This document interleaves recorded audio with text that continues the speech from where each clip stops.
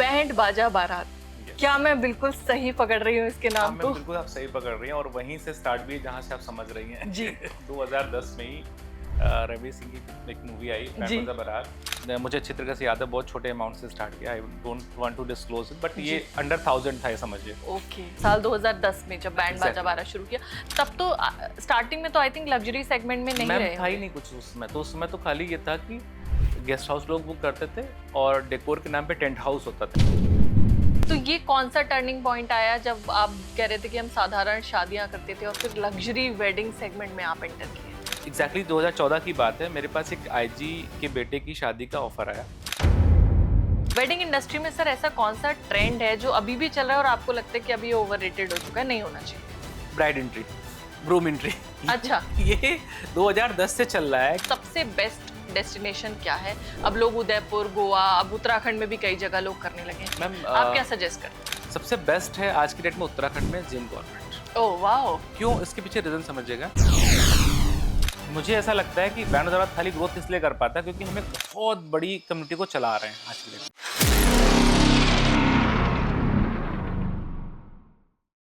Hello everyone, नमस्कार। मेरा नाम तुषारिका शर्मा है और हमारे पॉडकास्ट के एक और एपिसोड में मैं आप सभी का स्वागत करती हूँ।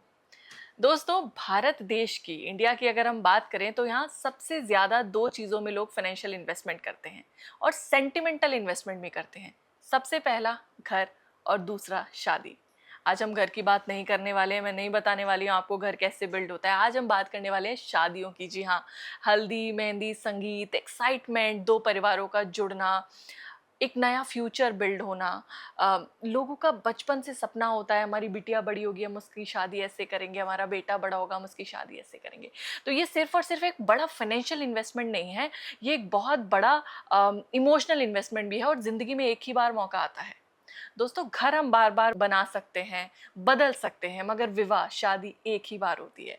वो मोमेंट एक ही बार क्रिएट होता है और उस मोमेंट को स्पेशल कैसे बनाएं, कैसे उस मोमेंट को बहुत यादगार बनाएं, कैसे उस मोमेंट को इतना सुंदर बनाएं जो सिर्फ पिक्चर परफेक्ट ना हो, मेमोरी परफेक्ट भी हो, आज हम इसी बारे में बात करेंगे।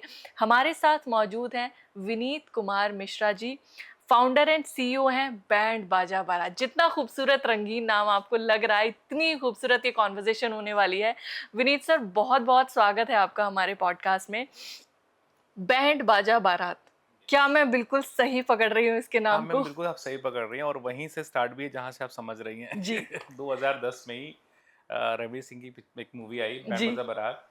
And then I was pursuing my MSc second जी। ईयर। जी। और उस समय ही मेरे को किक आया कि कुछ ऐसा भी हम लोग कर सकते हैं, बिकॉज वो जो मैं कर रहा था उस समय तो वो पिताजी वाला था कि हाँ, पापा लोग बोलते हैं ना कि यार यही रूट है, यही रास्ते पे चलना है। हाँ। तो मैं उसी रास्ते पे चल रहा था, हाँ। लेकिन वो स्पार्क मतलब इंटर के बाद से ही आ रहा था कि यार कुछ अलग करना है, कुछ अलग करना है। और जी। मूवी देख के मेरे को आइडिया आया। जी।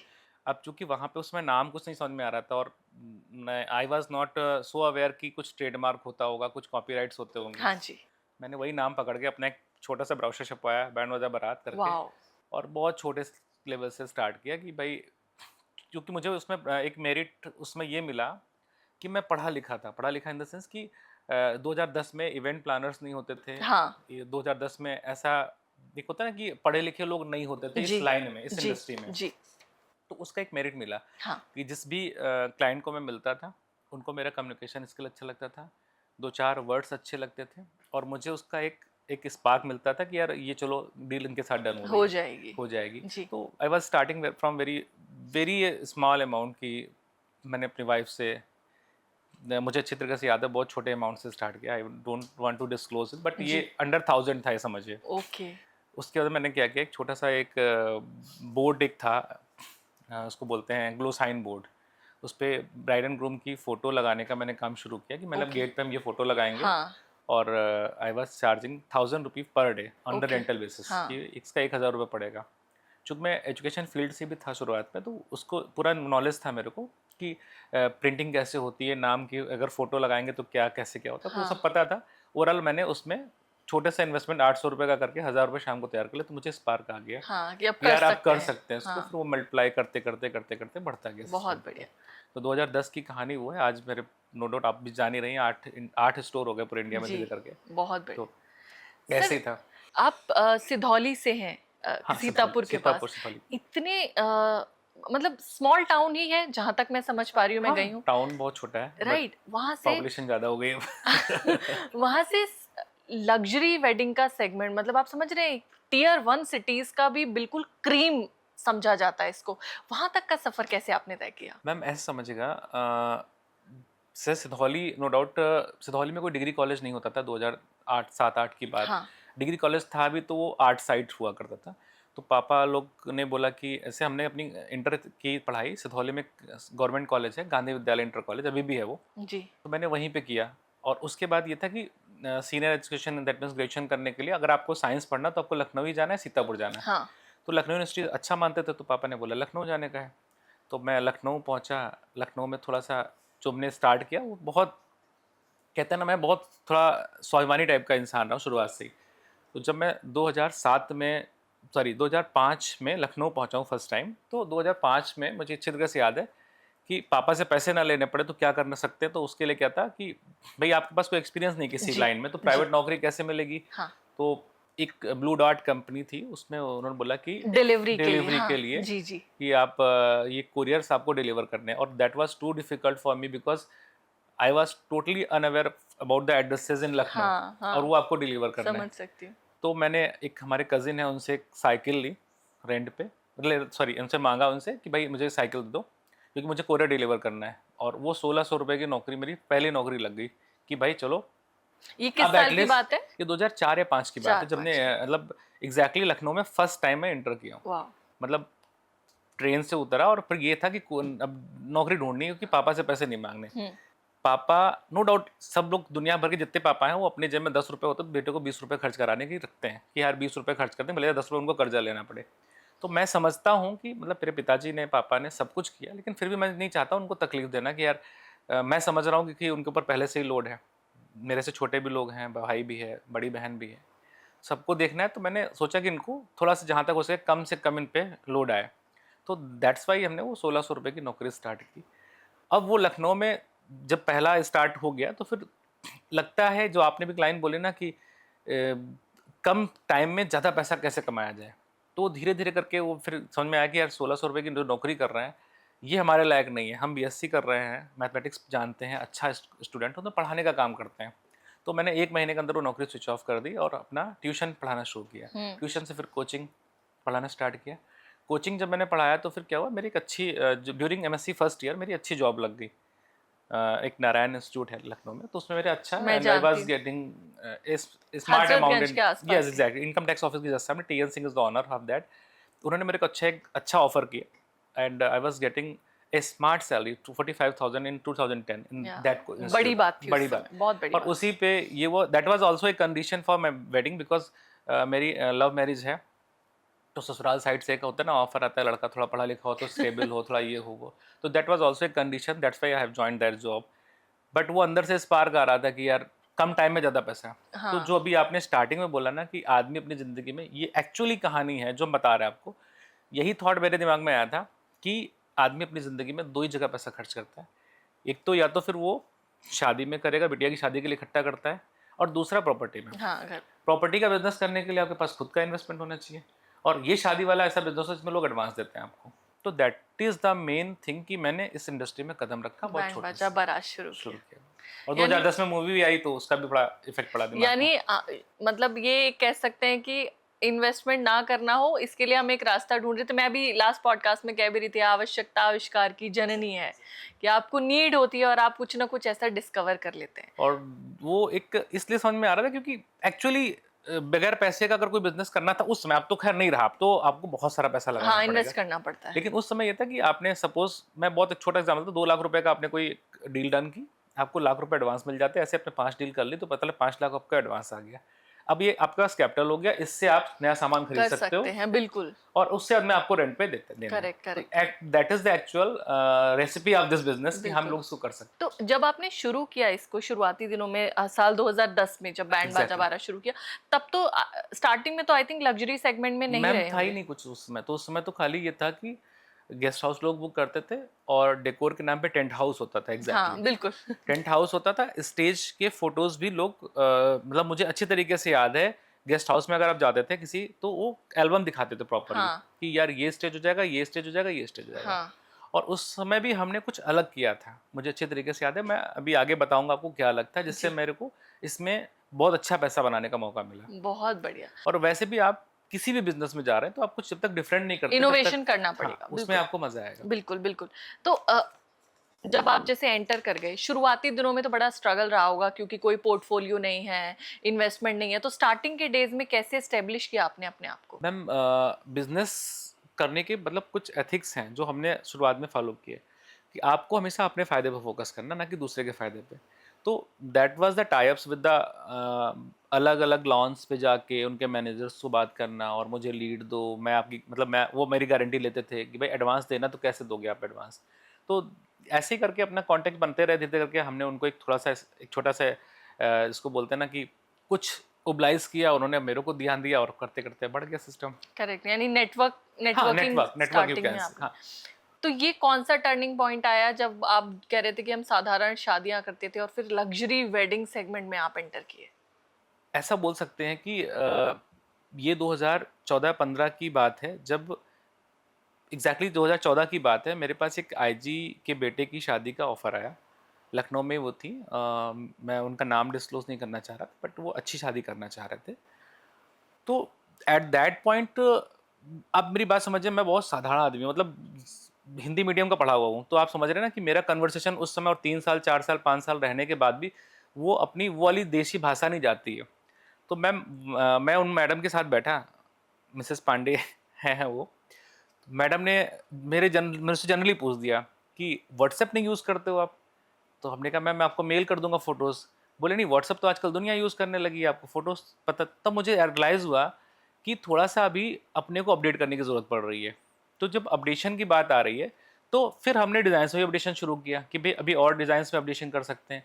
और उस समय रियलाइज़ हुआ कि शादियों का कोई बजट लाइन है ही नहीं। मतलब आप उस समय भी 2 लाख, ढाई लाख रुपए अगर सपोज़ चार्ज कर रहे हो, तो उसको उसमें 20 लैक्स तक भी हम लोग चार्ज कर सकते थे, अगर हमारे पास अच्छे कस्टमर मिले और हाँ, हमारे पास अच्छा काम डिलीवर करने की करेक्ट, क्षमता हो। करेक्ट, सर्विस तो अच्छी हो आपकी। 2014 में डिसाइड कर लिया कि यार अभी इस सेगमेंट से थोड़ा अपने आप को अपडेट करना है, अब थोड़ा-सा अपग्रेड करना है। और वो करते-करते आज ये ठीक-ठाक हो गया, मेरे को बहुत लगता है। बढ़िया। तो एक नॉर्मल शादी जिसमें मैं जाती हूँ और एक शादी जो बैंड बाजा बारात की टीम करती है, क्या अंतर होता है दोनों में? मैम देखिए, ये जो एक्सपीरियंस है ये गेस्ट ही बता सकता है आपको। कैसा एक्सपीरियंस बताते हैं मैं गेस्ट? बताता हूँ आपको, देखिए होता क्या है कि सपोज़ मैं सारी चीज़ों को लाइव बताता हूँ, समझ में आएगा। हमारे यहाँ अभी रिसेंटली सपोज़ कोई शादी हो रही है 28 जून को। आज हम लोग शूट कर रहे हैं, आई थिंक आज आज कौन सा डेट, 9th, 13th, 13th है। आज 13 जून है। अभी 28 जून को जिनकी शादी हम लोग कर रहे हैं, ये उरई में शादी हो रही है। 28, 29 जून 2 दिन का शादी का फंक्शन है। तो वो लोग वो लोग हमारे साथ में क्या वो फ़ील कर पा रहे हैं अभी से, कि उनको फुल्ली कॉन्फिडेंस है, क्योंकि हमारे पास हम लोगों से वो बोलते हैं कि अपना पोर्टफोलियो भेजो, मतलब अपना डिज़ाइन्स भेजो। हम उनसे बोलते हैं आप अपना भेज दो, क्या आपको बनवाना है, क्या कराना है। तो वो कॉन्फिडेंस तभी आ सकता है जब हमारे पास 16 साल का एक्सपीरियंस है, करेक्ट, कि यार इससे ऊपर तुम क्या ही लोगे, इससे ऊपर क्या ही माँगोगे, इससे ऊपर जो भी चाहिए हम बना भी देंगे, क्योंकि हमारी मैन्युफैक्चरिंग भी हमारी खुद की होती है। Okay, we are not as a event planner, we don't outsource anything first of all. कुछ भी नहीं, कुछ भी नहीं हमारे आउटसोर्स होता, हमारी फैक्ट्री लखनऊ में है, आप कभी विजिट करिए। बिल्कुल। तो जो भी चीज़ें होती हैं हमारी खुद की मैन्युफैक्चर होती हैं। इवन तो ये फ्लावर का भी है, तो मैक्सिमम हम लोग फ्लावर्स भी खुद से बनाने की कोशिश करते हैं। वाओ! कपड़ा भी हमारा सूरत में खुद से बनता है, फाइबर हमारी खुद की फैक्ट्री लखनऊ में ही है, लोहे हमारा खुद से बनता है, मतलब सब कुछ हमारा इन हाउस है। तो हम इसलिए कॉन्फिडेंस में रहते हैं कि यार कस्टमर अगर आपसे क्लाइंट बोल दे कि ये बनाना है, तो हम उसको डिलीवर कर देंगे, कुछ भी मांग लो वो, कुछ भी। बस ये है कि टाइम होना चाहिए और प्री प्लानिंग में होना चाहिए। तो that is the main reason कि आई एम सो कॉन्फिडेंट कि यार कुछ भी मांगोगे हम दे देंगे, 100% दे देंगे। तो यही डिफरेंस है दोनों में। अभी क्लाइंट, अभी क्या आज की डेट में आप लोग देखते हैं ना, इंस्टा वगैरह पे रील्स वगैरह देखते हैं, तो वो घबराता है कि ऐसा ना हो हमको ये चीज़ मिल पाए कि नहीं मिल पाए। लेकिन हमसे मिलने के बाद में जब वो हम लोग आंख बंद करके बोलते हैं आप कुछ भी मांगो दे देंगे, बस बजट होना चाहिए, बस करेक्ट, बजट होना चाहिए और टाइम होना चाहिए। Correct, correct. बिल्कुल, अभी आपको 16 साल का एक्सपीरियंस ऑलरेडी फील्ड में हो चुका है। कौन-सी टॉप 3 ऐसी गलतियाँ हैं जो अदर वेडिंग प्लानर्स करते हैं जिसकी वजह से लोगों के कभी-कभी स्पेशल मोमेंट्स रूइन भी होते हैं? मैंने खुद भी देखा है। मैं आपके एक्सपीरियंस से जानना चाहूँगी कौन-सी 3 जगह हैं जहाँ पर आपको लगता है सबसे ज़्यादा गलतियाँ होती हैं, लोगों के मोमेंट्स खराब होते हैं? और कैसे कस्टमर एनालाइज़ करे कि भई उनको किस वेडिंग प्लानर के साथ जाना है? मैम देखिए, यहाँ पे जो आपका क्वेश्चन है बहुत हम लोग भी फेस करते हैं और हम लोग इसको बोलते भी हैं। सबसे पहली चीज़ होती है आउटसोर्सिंग। जो वेडिंग प्लानर्स या इवेंट प्लानर्स हैं आज की डेट में आउटसोर्सिंग करते हैं, बट दैट मीन्स वो they are totally depend on some other vendor. Like आपने बोला कि ये वाइट चेयर कवर लगना है, हम्म। उस जो आपका वेंडर है उसको भी पास वो फोटो है कि हाँ वाइट चेयर कवर लगना है, लेकिन वो वाइट चेयर कवर की जो फोटो दिखा रहा था वो नए वाले की दिखा रहा था आपको। आपको तो थर्ड पार्टी से लेना है, ये कंफर्म है। हम्म। तो एट द लास्ट मोमेंट पे, मतलब आपके सपोज कल की शादी है, तो कल की डेट में वो दोपहर में उसको डिस्क्लोज करेगा, वो लगाएगा आके। अब आप लास्ट में क्या करोगे कि या तो आप मना कर दो, मना कर नहीं सकते क्योंकि अब दूसरा ऑप्शन नहीं है आपके पास कोई। तो ये आउटसोर्सिंग सबसे खतरनाक चीज़ है कि आपके पास अगर खुद का कुछ नहीं है, आपने वेंडर से भरोसा करके अपनी Correct. क्रेडिबिलिटी खराब कर दी। हाँ, करेक्ट। तो पहली गलती तो यहीं पे हो जाती है। करेक्ट। दूसरा, फेक प्रॉमिसेस, कि आपने डील डन करने के लिए कुछ भी कुछ बोल भी दिया। बोल दिया कि हम आपको अमिताभ बच्चन 10 लाख रुपए में लाके दे देंगे। हाँ। How can be possible? Possibly practical बात ही नहीं करते हैं। और तीसरी जो गलती होती है, वो सबसे बड़ी गलती ये है कि जब डील आपकी हो रही है तो आपको बहुत क्लियर होना चाहिए कि आप ब्राइड एंड ग्रूम, आज की डेट में से जॉइंट फंक्शन हो रहे हैं सारे, दोनों लोग क्या करते हैं, एक डेस्टिनेशन वेडिंग करते हैं आज की डेट में। तो उसमें क्या होता है, बहुत सारे लोग इन्वॉल्व हो जाते हैं, एक ग्रुप बना लेते हैं, 20 लोग इन्वॉल्व हो गए, सब लोग अपने इनपुट डाल रहे हैं और लास्ट मोमेंट पे किसी का कुछ नहीं फाइनल हो रहा है। मतलब ये गलती दोनों साइड से है। ये बहुत डीप मिस्टेक है, ये वही 15-16 साल के एक्सपीरियंस के बाद आपको पता मैं चलता बता रहा है। हूँ आपको ना, जैसे मान लीजिए अगर आपने ग्रुप में 20 लोग जोड़ दिए, उसमें लड़के के मामा भी हैं, लड़के के फूफा भी हैं और लड़के के चाचा भी हैं और लड़के की छोटी वाली बहुत बहन प्यारी वाली जो थी वो भी है और जिसने कहा कि हम बुरा मान जाएंगे वो भी है। उसके अगर रेड कलर नहीं हुआ तो उसको बुरा लग जाएगा। हाँ। तो वो सारे लोगों के बाद में क्या होता है, वेडिंग प्लानर क्या होता है, ओके ओके लिखता रहता है लास्ट तक, जबकि उसको from the first day he should be clear कि आपके तरफ से कोई डिसीजन मेकर होना चाहिए। एक बंदा। एक बंदा, ये तो आप लोग आपस में खूब लड़ाई लड़ लो करेक्ट। और उसके बाद में ये नहीं होना चाहिए कि लड़के दूल्हे के फूफा को बुरा लग रहा है। सीधी सी बात है, इतना ही होना चाहिए। ये बहुत ब्लंडर मिस्टेक है वो लोग जो करते हैं दोनों साइड से। हाँ। तो ओके नहीं करना चाहिए, हर चीज में हाँ नहीं बोली जाती है, कुछ चीजें ना के लिए होती ये 3 चीजें गलतियां वो लोग करते हैं। है, दोनों साइड से होती है। और आपने बोला ना वेडिंग प्लानर से क्या एक्सपेक्ट करना चाहिए, तो फर्स्ट ऑफ ऑल उसकी शादियां या तो आपने देखी हो लाइव या उसका कोई ब्रांड हो, ऐसा जैसा मेरा तो खैर नहीं है, लेकिन मतलब जैसा कोई अच्छा है ब्रांड सर, हो कितना ऐसा आपके कोई भी मतलब ब्रांड हो कि हाँ एटलीस्ट उसने उसके पास एक्सपीरियंस हो सोफा। और दूसरा कि आउटसोर्सिंग ना हो। आउटसोर्सिंग जहाँ पे भी होगी, आज के डेट में लैपटॉप वाला भी बहुत बड़ा वेडिंग प्लानर हो जाता है, इसका खाली लैपटॉप होता है। लेकिन विनीत सर, यहाँ पर मेरा एक सवाल है, सब कुछ कैसे अब जैसे मान लीजिए आपने कर लिया मैन्युफैक्चर, अब फ्लावर्स हो गए, पेरिशेबल कमोडिटी है, आप ज्यादा दिन रख नहीं सकते उसको, ठीक है जहाँ तक क्योंकि मैंने जो काम किया मैं समझ पाती हूँ उन चीजों को। अब उसे आप ज्यादा दिन रख नहीं सकते, वो तो आउटसोर्स ही करना पड़ेगा आपको। मैडम, आप आउटसोर्स करिए ना, तो जो रियल फ्लावर्स हैं आपके लिए, उसका लिए तो वो तो एक कमोडिटी होगी ना, आपको हाँ। खरीदना है और उसको हाँ। वेस्ट करना है। हाँ। लेकिन जो चीजें होती हैं, जो एसेट जो रेंटल पे है, वो तो फ्रेश ही आएगा ना फ्लावर। हाँ। सपोज अगर किसी फ्रेश फ्लावर पे आपने कमिटमेंट अच्छा, किया है हाँ, तो वो करेक्ट। तो आपका फ्रेश ही आएगा ना, तो हाँ, वो क्या खराब मिलेगा। करेक्ट। लेकिन जहाँ पे रेंट आउट वाले, सपोज इस रीयूज सोफे पे वाली बैठे जो हैं, चीजें हो जैसे रही सोफे हैं। पे बैठे हुए हैं, हाँ। अभी ये चमक रहा है, हाँ। सब कुछ अच्छा है, इसकी फोटो खींच के हमने दिखा दी हाँ। और हम एज ए वेंडर हैं किसी वेडिंग प्लानर के लिए, हाँ। तो हमारा ब्रांड नहीं खराब हो रहा है ना, वो तो ब्रांड खराब हो रहा है उसका, जिसका जिसने जिसने बेचा है। करेक्ट। तो वो पुराना बेचे या पुराना भेज दे, उस दिन हम हाँ। चेंज नहीं कर सकते, कोई हाँ, हेल्पलेस ये होता है बहुत, ये 100% इवेंट्स होता में है। भी होता है। हम लोग तो इसको शुरुआत के 3-4 साल बहुत झेले ना, हाँ, इसलिए करेक्ट। हम बता तो रहे तभी। कैसे इससे मतलब मैन्युफैक्चरिंग आपने अपना जब से शुरू कर दिया तो ये ये प्रॉब्लम शॉर्टेड हो सॉल्व हो गया गई? बिल्कुल 100%। मेरे पास यही है, यही मिलेगा आपको और यही है, इस यही दे पाएंगे। अगर आपने बोला टाइम रहते हमको ये नहीं कुछ और चाहिए, तो वो मिल जाएगा क्योंकि हम बनाना जानते हैं और हमारे पास टीम है उस वैसी।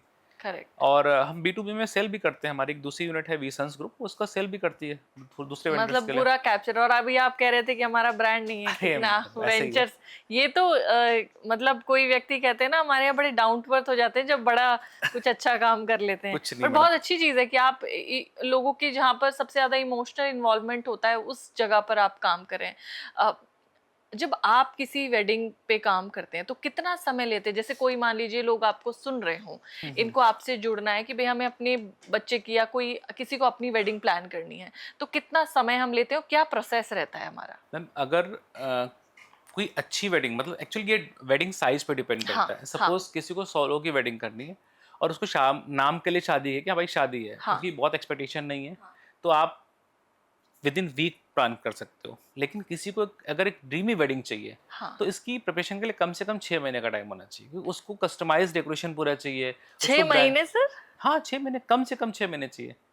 और ज्यादा से ज्यादा कितना समय? वो तो साल भर चाहिए, मतलब एटलीस्ट उसकी उसके ड्रीम पे डिपेंड करता है, उसने क्या डिमांड कर दिया आपसे। हाँ, जैसे मेरी बात समझिएगा, आपने बोला कि यार मेरे को ना वो मेरी मेरी इच्छा थी, मेरी शादी होगी तो फ्लावर्स से पूरी शावरिंग होनी है और ऊपर क्लाउड बनना है, ये है वो, मतलब बहुत सारी इसमें आइडियाज आते हैं। हम्म, या सपोज हमने कोई स्टेज प्लान कर रखा है कि पीछे हमें बैकड्रॉप में ये चाहिए, हम्म, तो उसको बनाने में टाइम लगेगा ना, तो हम उसको पहले एक बार प्रैक्टिकल करेंगे, तभी तो जहाँ जहाँ इम्प्लीमेंट करेंगे लास्ट में आके। करेक्ट, मतलब प्रैक्टिकल पहले जरूरी है, सारा स्टेज वगैरह से हम लोग बनाते हैं, बड़े बड़े सेट्स बनाते हैं। करेक्ट, हमने एक अभी वेडिंग की है, मिस्टर कार्तिकेय यादव हैं, इटावा एक डिस्ट्रिक्ट पड़ता है जी, यूपी में। और मैं नाम इसलिए किया कि वो अगर उन तक ये शो पहुंचेगा, ये पॉडकास्ट पहुंचेगा, तो वो भी सुनेंगे कि उनकी शादी की तैयारी मैंने एग्जैक्टली कम से कम 8 से 9 महीने उन्हीं की शादी पे काम किया। वाओ, और उसके बाद में उनका रिव्यू है, मैं आपको अभी दूंगा, आपने भी डालिएगा, कि उन्होंने लास्ट में एक ही बात बोली थी कि मैंने उनसे बोला, मेरी जो फ्रेंडशिप टाइप की हो गई थी उनकी लास्ट में आके, ऐसा होता है भी यूजली, क्योंकि आप इमोशंस पे काम कर रहे होते हो इस समय। तो लास्ट में मैंने पूछा कि कार्तिक भाई सब कुछ सही है, मैं मतलब विनीत भाई ने अपनी दोस्ती निभाई, तो ही वाज सेइंग कि विनीत भाई अपनी बहन की शादी करके जा रहे हैं, ऐसा लग रहा है। वाओ, तो अच्छा लगा मेरे को, और क्या चाहिए। बहुत बढ़िया।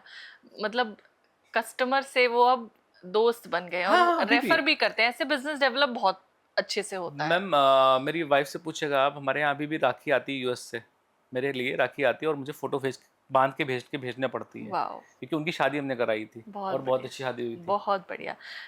क्या विजन लेकर आपने शुरू किया बैंड बाजा बारात? किस मिशन पे काम कर रहे हैं? बहुत ऑनेस्टली बोलूँ तो कोई विज़न नहीं था उसमें, खाली ये था कि पैसे की ज़रूरत थी और कुछ पैसे चाहिए थे ओवरऑल।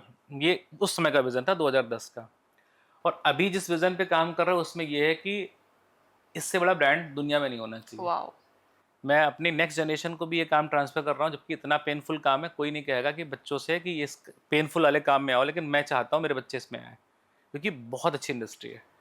अभी भी जो मेरे लेक्चर्स लगते हैं एनआईएम वगैरह में या जो कॉलेजेस में लगते हैं, तो मैं बच्चों को ये भी, मतलब जो जिसको जेनजीज बोलते हैं, उनको हम यही सिखाते हैं, इससे अच्छी कोई लाइन नहीं है। इनफैक्ट हमारे यहाँ टीम में आज भी 10-12 बच्चे खाली इसलिए हैं कि घूमने को बहुत मिलता है, वाओ, अच्छी जगह पे रुकने को मिलता है।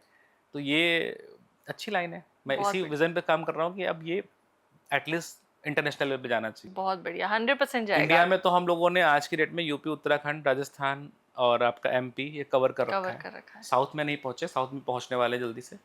फिर इंटरनेशनल नेशनल लेवल का है पूरा दिमाग में। Very nice. इसी पर एक सवाल पूछती हूँ। बताइए। आजकल वेडिंग सिर्फ फंक्शन नहीं रह गए हैं, इट इज़ एन एक्सपीरियंस, आने वाले लोगों के लिए भी, जिनका वेडिंग है उनके लिए भी। आपके हिसाब से इस इंडस्ट्री में पिछले कुछ सालों में सबसे ज़्यादा बड़ा ट्रांसफॉर्मेशन क्या आया है? मैम, डिसीजन जो है ना, पहले क्या था कि जो हमने बहुत तेज़ी में देखा है, क्योंकि 2010 से और 26 में एक एक बड़ा सफ़र मैंने तय किया है, कह सकते हैं। तो पहले क्या था कि पहले बच्चे इन्वॉल्व नहीं होते थे। ठीक, बच्चे इन्वॉल्व होते भी थे तो बहुत लिमिटेड उनके ऑप्शन होते थे, कि बहुत ज़्यादा ये था कि ये स्टेज पापा, ये कलर थीम होता था इनफैक्ट, कि पिंक वाइट कर लो, वाइट पिंक कर लो, रेड येलो कर लो, रेड गोल्डन कर लो। आज की डेट में जो आता है ना बच्चों का, वो लिटिल पिंक सा बेबी पिंक वाला, ये वाला, मतलब प्रिसाइज इतना बहुत है, हाँ। बहुत ज़्यादा स्पेसिफाइज कर दिया, मतलब उस चीज़ों को आप समझ नहीं सकते हो, उतना डिस्क्राइब करना मुश्किल है। हाँ, देन लास्ट मोमेंट में हम लोग कहने पड़ता है कि यार ये कलर पॉसिबल नहीं है, क्योंकि कलर बन ही नहीं सकता इस फैब्रिक में। तो इस टाइप का चेंजेस आ गया है। करेक्ट, उनको मतलब बहुत माइन्यूट चीज़ों में जाके भी डिफरेंशिएट करना है जाके। दूसरा, अभी इवेंट्स 2 दिन के होने लगे हैं। 2015 तक या 16 तक ऐसा कोई कल्चर नहीं था कि 2 दिन का। पहले इवेंट खाली 1 दिन का होता था शादी। अभी क्या, कोई वेडिंग हो 2 दिन से पहले होती ही नहीं कभी। चाहे टियर 3 में जाइए, चाहे टियर 2 में जाइए, चाहे टियर 1 में जाइए, 2 दिन की वेडिंग होने लगी है। 2015 तक हम लोगों ने कभी एक्सपीरियंस नहीं किया था कि हाँ, 2 दिन की वेडिंग रेयरली सुनने को मिलता था, जो बाहर जाके लोग शादियाँ करते हैं। अब कहीं पे भी डोमेस्टिक वेडिंग भी 2 दिन की होने लगी है। करेक्ट, तो ये सब चीज़ें हो रही हैं धीरे करके करेक्ट, चेंज। करेक्ट। इसमें एक बहुत बड़ा, जैसे आपने बताया कि कलर स्पेसिफिकेशन, इसमें क्या आपको लगता है, जैसे जब आपने शुरू किया तब जियो का ये रिवॉल्यूशन इंडिया में आया नहीं था। एग्जैक्टली। 2014 में आना स्टार्ट हुआ, इंटरनेट सस्ता हुआ, फिर कोविड आया तो लोग बहुत ज्यादा स्क्रॉल करने लगे, एग्जैक्टली। इन्फ्लुएंसर्स आ गए। जी जी। 2020 के बाद माहौल पूरा बदल चुका है, ठीक है। राइट? आपकी जिंदगी आसान हुई है कि मुश्किल हुई है? मुश्किल हुई है मैम। क्योंकि रीज़न है, देखिए अभी क्या चॉइसेस बहुत बढ़ गई हैं। हाँ, अभी क्या, पहले क्या था कि पहले आपको इतने ऑप्शंस नहीं रखने पड़ते नहीं, थे हाँ, स्टॉक में। आज की डेट में हमारे 8 स्टोर हैं, आठों स्टोर पे हमें सामान जो है ऑक्शन में जाना बेचना पड़ता है हर हाँ साल, हाँ, क्योंकि हर साल आदमी को कुछ नया चाहिए, नया कुछ चाहिए। ना कुछ नया ट्रेंडिंग में आ जाता है। हाँ, उसको ये चाहिए, ये कलर चाहिए, स्पेसिफिक ये स्टेज चाहिए। रिपीटिशन तो हो ही नहीं सकता चीज़ों का, करेक्ट तो रिपीटिशन नहीं हो रहा, तो इससे हमें क्या एक्सपेंसेस बढ़ रहे हैं। करेक्ट। और नो डाउट हर इंडस्ट्री में कंपटीशन बढ़ रहा है, तो करने वाले बहुत लोग हो रहे हैं, हाँ, तो उस वजह से थोड़ा सा कह सकते हैं हमारे लिए टफ हो रहा, but I am enjoying my life. Because होता है क्या है, हम वो क्रीम खा चुके हैं जो मुझे खानी थी, करेक्ट अभी क्या मुझे ब्रांड बनाना है, करेक्ट। तो अच्छा लग रहा है अभी overall. Very nice. Sir, India में ना दो सेगमेंट में मुझे लगता है कि दिखती है। एक तो जो एवरेज वेडिंग्स में जाता है, और एक अब वो बिग फैट इंडियन वेडिंग वाला जो कल्चर है, राइट? इसका ट्रेंड आपको क्या लगता है, ये फ्यूचर में बढ़ेगा, या फिर आप ये जो नया सेगमेंट आया है इंटीमेट लग्जरी वेडिंग का, वो आपको लगता है कि वो ज्यादा लोग ऑप्ट करेंगे? मैम मुझे तो लगता है कि जो आपने बोला ना कि इंटीमेट वेडिंग, लग्जरी वेडिंग, यही बढ़ेगा और यही बढ़ भी रहा है। नो वन इज़ केयरिंग आज की डेट में। सपोज़ आप, आई डोंट नो कि आप शायद गुड़गाँव या जहाँ से भी, मतलब हाँ, मैं नोएडा, मुरादाबाद से। मुरादाबाद से हैं। अगर मैं आपसे बोलूँ कि आपके सपोज़ ग्रैंडफ़ादर के पिताजी का नाम क्या, तो आप नहीं रिकॉल कर नहीं पाओगे। है, याद नहीं है। आपके ग्रैंडफ़ादर के भाई के बेटे का नाम क्या है, तो आप हो सकता है जल्दी कनेक्ट हो सकता है कर लो, लेकिन अभी जो नेक्स्ट जनरेशन आ रही है वो नहीं कर हाँ, पाएगी। तो अभी करेक्ट। क्या हो रहा है, बहुत न्यूक्लियर फैमिलीज़ होती जा रही हैं। किसी के पास इतना टाइम नहीं है जो हम अटेंशन दे पाएँ, और ना किसी के पास टाइम है कि हम वेडिंग में अटेंड कर पाएँ। तो अभी आपने सुना होगा ना कि हम उनकी शादी में नहीं गए थे, वो हमारी शादी में नहीं आए तो हम क्यों जाएँ? तो वो कल्चर धीरे-धीरे करके आ रहा है, तो हम अटेंशन दे ही नहीं पाएँगे। तो आज की डेट में वो जो होता है ना कि बहुत स्पेसिफिक 50 लोगों, लोगों के साथ, 50 हाँ। लोग, 100 लोग, वही वही कल्चर आ भी रहा है। और हम लोग भी चाहते हैं, लोग भी चाहते हैं वैसे ही गैदरिंग हो, क्योंकि जहाँ पे वो भंडारा टाइप की शादियाँ होती है ना, तो वो शादी का ना डेकोरेशन दिखाई पड़ता है, ना दूल्हा-दुल्हन को कोई अटेंशन दे पाता है। वो अपने नाम के लोग शादी करते हैं, उससे जैसे होता था कि नेताजी के घर में शादी है, प्रधान जी के घर में शादी, उस टाइप की शादी नहीं होनी चाहिए। उसमें क्या सब कुछ बेकार होता है। करेक्ट, उसमें आप एक्सपीरियंस भी अच्छा दे पाते होंगे लोगों एक्सपीरियंस को। नहीं हो पाता है उस तरीके का जो हम लोगों को नहीं, जो इसमें। इंटीमेट वेडिंग में इंटीमेट आप वेडिंग में एक्सपीरियंस अलग ज्यादा वो अच्छा दे अच्छा पाते भाई, उसमें क्या स्पेसिफिक डेकोरेशन दिखाई पड़ता है। हैं। जब भंडारे वाली शादियां होती है उसमें खाली सर दिखाई पड़ते हैं कि हमारे यहाँ इतने लोग आए थे। करेक्ट। सर, एक और सवाल है। एक सक्सेसफुल, आपने इतनी सारी वेडिंग्स, अभी तक कितनी वेडिंग्स की वैसे आपने? मेरी 1000 वेडिंग 2021 में पूरी हो गई थी, वाओ। और अभी हमारे नंबर से भी लोग चल रहा है। जी। 500 वेडिंग होने वाली हैं, 2026 नवंबर तक हो जाएंगी, और बहुत मतलब बढ़िया, एक्स्ट्रा। दैट बहुत मीन्स बढ़िया, 5 साल में 500 वेडिंग। बहुत बढ़िया। तो एक सक्सेसफुल वेडिंग में आपके हिसाब से क्या सबसे ज्यादा इम्पोर्टेंट है? बजट, सही प्लानिंग, क्रिएटिविटी या इमोशंस? क्रिएटिविटी। क्रिएटिविटी। आप मैम ऐसे समझिएगा कि आपके पास कुछ भी मतलब बजट अगर नहीं भी है, हम्म। तब भी आपके पास अगर, मतलब जो मेरे से ब्राइड से बात होती है, ग्रूम से बात होती है, और उनके दिमाग में कोई आइडिया आ रहा है, तो हम उसको इम्प्लीमेंट करते हैं, और वो बहुत कम बजट में हो जाता है। ये कहना कि महंगी शादी ही अच्छी होती है, ये गलत है। आप मेरी बात समझ रहे हैं ना? कम बजट में भी अच्छी शादी हो सकती है। एक लग्जरी वेडिंग प्लानर ये बोल रहे हैं आप सबके सामने नेशनल प्लेटफॉर्म पे कि महंगी शादियां ही अच्छी नहीं होती। नहीं होती, बिल्कुल, मतलब ये फैक्ट बात बता रहा हूँ मैं आपको। एक एवरेज शादी भी अच्छी हो सकती है, बस तो उसकी प्लानिंग अच्छी होनी चाहिए। करेक्ट। ऐसे सब मैं आपको बहुत चीज़ों का एग्जांपल देके चलता हूँ। जी। आपने बोल दिया कि मेरे को ये एक फितूर है, उसको दूर करना चाहिए, क्योंकि रियल फ्लावर्स, जैसे आप जनरली आप किसी के यहाँ हम लोग जाते हैं, हम्म। तो जो कम समझदार लोग होते हैं उनका जनरल कोई एक ही क्वेश्चन होता है, असली फूल कितना लगाओगे, नकली फूल कितना लगाओगे? हम्म। जबकि उनको छू के देखना नहीं है, और उनको ये भी नहीं पता है कि असली फूल या नकली फूल में बहुत अंतर क्या दिखता अंतर नहीं है, आएगा, फोटो में तो बिल्कुल नहीं पता पता ही चलेगा। नहीं चलेगा। तो why you are going for the असली फूल और नकली फूल? आपको तो डेकोर से मतलब होना चाहिए, और अप्रोचेबल फ्लावर्स अच्छे होने चाहिए, जो अप्रोचेबल है वो अच्छे होने चाहिए। तो इस बात पे लोग 5 लाख 10 लाख बढ़ा देते हैं फालतू में, कि भाई हमें असली फूल की जरूरत नहीं है। हमारे पास सपोज हाइड्रेंजिया फूल आता है, हाइड्रेंजिया फूल का जो जो ड्राई आइटम आता है वो इतना अच्छा है कि जो जो उसका नेचुरल फ्लावर्स है वो शाम तक मुरझा जाएगा। सपोज किसी की शादी जून में है, अब उसने बोला मेरे को रजनीगंधा की बेल चाहिए पूरी, रजनीगंधा देसी फूल जो आता है उसका बेल चाहिए, तो उसकी शादी का बजट 4 लाख तो ऐसे ही बढ़ जाएगा और फालतू में, जबकि जो आर्टिफिशियल आ रहा है वो उससे ज़्यादा रियलिस्टिक लगेगा और शाम तक लाइव दिखाई पड़ेगा। अगर उसने दिखा लगा भी दिया नेचुरल वाला, वो शाम तक एकदम फूल अगर 3 इंच का फूल लगाया होगा तो 1 इंच का बचेगा शाम तक। तो हम्म। ये वेस्ट मनी वेस्टिंग है। इसलिए अच्छी चीज़ क्या है, प्लानिंग और बजटिंग और क्रिएटिविटी, इस पे फोकस करना चाहिए। करेक्ट, बहुत बढ़िया। सर, एक और सवाल है। बहुत सारी फैमिली मेंबर्स आपको आज देख रहे होंगे जिनके यहाँ वेडिंग हो चुकी है या प्लान कर रहे हैं, तो वेडिंग प्लानिंग के दौरान फैमिली सबसे बड़ी गलती क्या करती है जो बाद में उनका रिग्रेट बन जाता है, और सुधर तो कुछ सकता नहीं है? मैम मैंने आपको पहले भी बताया था, उसमें उस क्वेश्चन का आंसर यही था, इसमें डिसीजन मेकर्स कम होने चाहिए। भाई ब्राइड एंड ग्रूम की ये लाइफ का एक ऐसा मोमेंट है जो उनके उनकी लाइफ में दोबारा नहीं आएगा। तो ऑल द थिंग्स जिससे जिससे जो भी प्लानिंग में आ रहा है, बस्टिंग को छोड़ के, decoration, design and everything, it should be totally dependent on the bride and groom. इसमें किसी का भी इन्वॉल्यूशन नहीं होना चाहिए। आप सजेशंस दे दो, बट वो इंटरनल दो। ये किसी वेडिंग प्लानर तक नहीं पहुंचने चाहिए आपके सजेशंस। आप लोग आपस में खूब सारी बातें करो, उसके बाद में बता दो वेडिंग प्लानर को कि भाई ब्राइड एंड ग्रूम के छोड़ दो, भाई आपका ये डिज़ाइन था, ये ऐसे कर लो। आप एडवाइस दे सकते हो, लेकिन उसको थोपो नहीं किसी पे। जनरली क्या होता है, हम लोग भी ये चीज़ देख रहे हैं ना कि ग्रूम, अब चूंकि जॉइंट फैमिली आ रही है, तो ब्राइड जनरली ग्रूम के फैमिली में किसी ने बोल दिया कि ये चाहिए, वो बेचारी कह ही नहीं पा रही है। और मैं जहाँ हम लोग पढ़ रहे हैं वो क्या चाह रही थी, तो उसकी किसी ने चलनी नहीं दी, क्योंकि वो ज्वाइंट शादी हो रही है, तो बेचारे ने अपना मन मार के रहेगी वहां पे। और जबकि उसका और सबसे वो बड़ा हमसे मोमेंट है। कहती है कि विनी जी प्लीज आप बोल दीजिएगा ये चीज कि ये चीज अच्छी नहीं लगेगी। तो मैं कैसे बोल सकता हूँ वहां पे? भाई मैं बोलने का एक लेवल तक ही बोलूंगा। तो वो एक गलती हो जाती है, वहां पे उन पे छोड़ देना चाहिए। करेक्ट, ये बहुत बड़ी गलती है, करेक्ट, ये फैमिली मेंबर्स कर देते हैं। फैमिली मेंबर्स करते मतलब हैं। ब्राइड ग्रूम का मेन है, तो आप उनको रहने दो उनको कि वो रहने जो दो उस चाह रहे हैं। पिक्चर में आराम से। भाई करेक्ट, तुम्हारी शादी जब होगी तुम देख लेना अपने हिसाब से, हम ही को बुला लेना दोबारा। करेक्ट।